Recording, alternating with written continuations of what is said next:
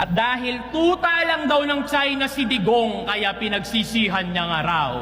Hoy, imbis magmarunong, magmasid ka sa galaw. Duterte tuta ng singkit. O sige na, edi wow. Basta pag binomba kayo ng incheck, huwag kayong lilipat ng Davao. Tangina, ganito yung mga kuda ng kuda sa internet no? Pag nagkagera, kanya-kanyang tago yung mga putang ina. Ikaw na pumuntang China, gamitin mo yung therapy session, tingnan natin kung tatalab yan sa mga missile nila. Gago! Ilan ko? Duterte, DDS daw, Davao Death Squad. No!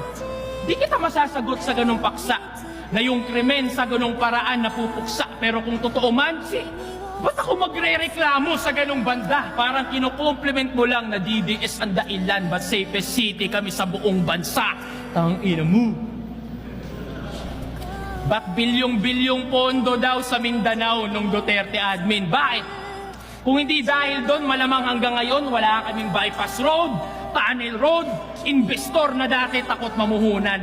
Naririnig mo lang kasi yung putukan, pero bingi-bingihan pagdating sa pinag-uugutan. Napupusan lang yung Mindanao ng isang termino. Isang termino! Tingin mo na agad sukdulan? Pangungurakot ba talaga yung kinagagalit mo o sanay ka lang na kayo yung mas natututukan? Ano? Ayaw mong maging balanse yung bansa pero panay reklamo niya sa akin na bakit yung Mindanao wala masyadong building? Tangina mo! Tinuturing na food basket yun sa atin. Preskong prutas, murang bigas, karamihan doon nang gagaling. Sa bakod namin tinatanim pero nasa mesa nyo yung pagkain. Ano? Iran ko? Dahil lang sa personal ng motibo kung saan na napupunta?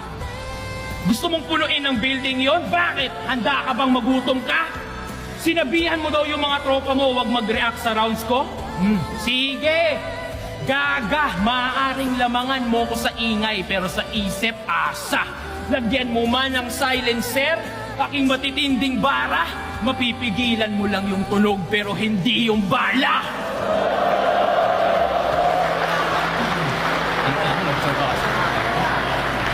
Pero kahit anong pangit ng yung bunganga, wala kang narinig na nilait ko yung politiko mo doon ka sa akin humanga. Kanya-kanya tayo ng pinagdaanan. Ba't kita didiktahan sa kung ano ang tama? Walang nananalo sa gantong debate pero talo yung walang pangunawa. Tandaan mo yan. At doon tayo nagkakapareha.